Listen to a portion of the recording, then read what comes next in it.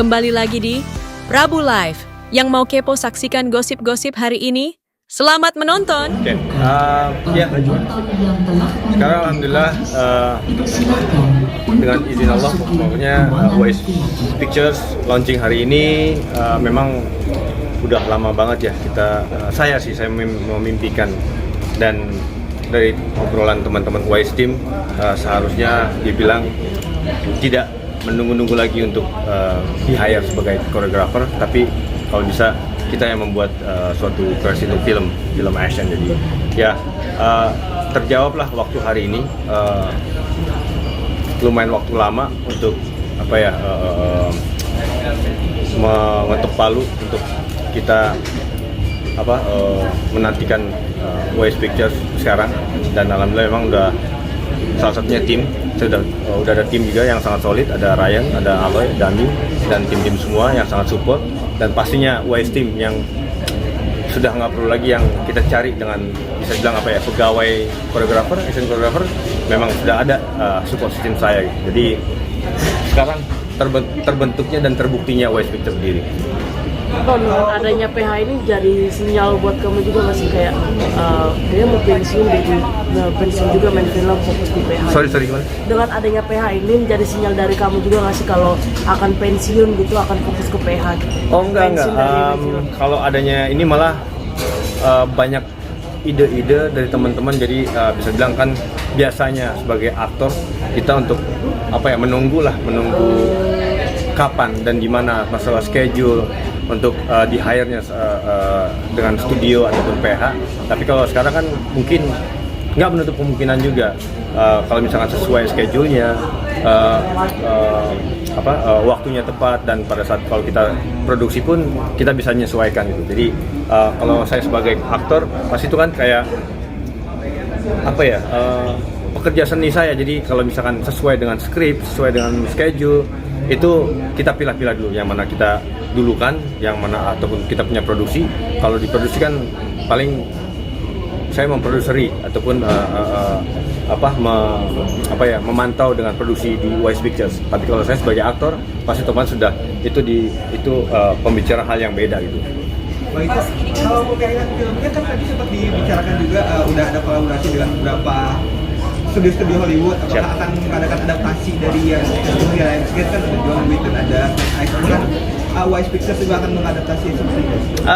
Kalau buat mengadaptasikan, kalau keluarnya dari Wise Pictures dari kita mempunyai pasti otomatis nggak menutup kemungkinan bro untuk ide-ide kreativitas untuk ada yang dibilang John Wick dengan film-film yang udah ada, tapi pasti otomatis dengan warna, segi style, dan dari segi skrip cerita dan ide-ide, pasti kan kita nggak cuma satu ide, kita bisa mengkolaborasi dari beberapa ide gitu. Jadi memang buat masalah kreasi mah kita nggak bisa batasin dan nggak bisa kita patukin kita mengikuti dengan style seperti ini, kita mengikuti dengan plot, dengan cerita yang lain. Tidak. Jadi dari segi produksi pasti otomatis, kalau apalagi kita memproduksi sendiri, pasti otomatis kita punya kreasi sendiri.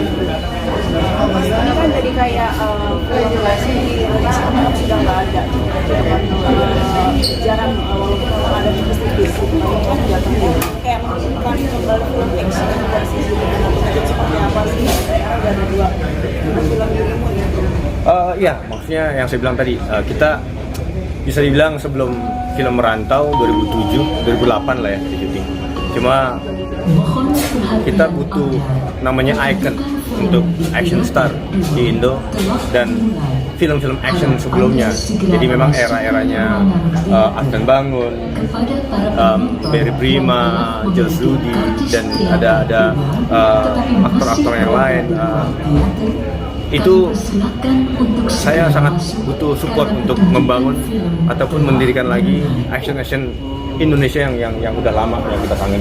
Jadi sekarang memang dengan zamannya dan masalah teknologi, kita juga semakin berkembang, dan mungkin genre itu yang kita angkat. Makanya yang sebelum film dari Wise Pictures untuk launching, makanya pastinya saya kayak research lah dan mencari tahu, mengedukasi penonton seperti seperti apa, tidak semata-mata bikin film action tiba-tiba bikin terus tidak mempelajari crowdnya, tidak mempelajari dari segi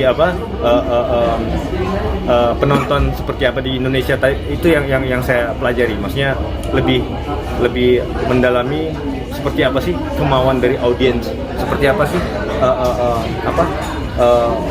yang ingin disajikan untuk audiens seperti itu. Jadi walaupun film action tidak semata-mata yang kita lihat, kita tonjolkan agresivitasnya dan sadisnya, saling membunuhnya, berantem segala, bukan itu. Tapi yang saya mau sajikan film action dari mudah-mudahan dari pihak kita untuk kita produksi, bukan kita tunjukkan dengan kekerasan, tapi edukasi yang bisa dilihat dari zaman ke zaman.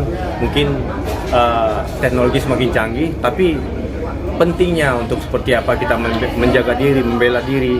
Yang bisa membela diri sendiri itu ya pasti otomatis bukan orang lain ataupun bukan orang tua, tapi diri kita sendiri. Yang tadi bilang kita bahas buat masalah ada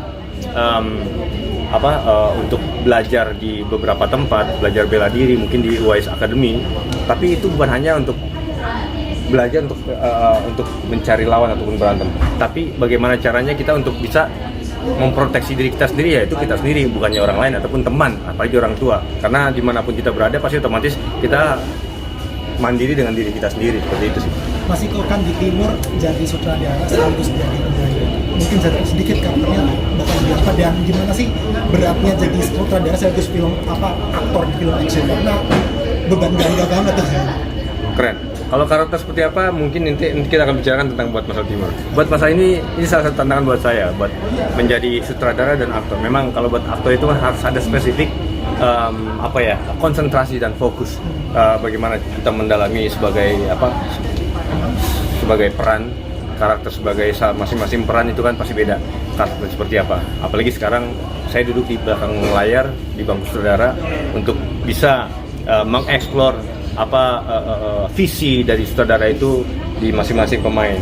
Masing-masing pemain itu pasti otomatis akan berbeda karakternya, akan berbeda perannya. Seperti apa dialognya, apalagi di sini ada aksen, ada aksen bahasa, ada logat, dan saya pun di sini pun ada aksen, ada logat. Dan memang tantangannya itu memang yang saya pikir selama jadi aktor, fokus untuk setiap scene yang kita mainkan. Masing-masing setiap shot pasti otomatis harus punya spesifik fokus tersendiri itu. Tapi memang di sini pada saat di bangku sutradara di belakang layar kita membagikan perasaan, berbagi rasa untuk masing-masing pemain.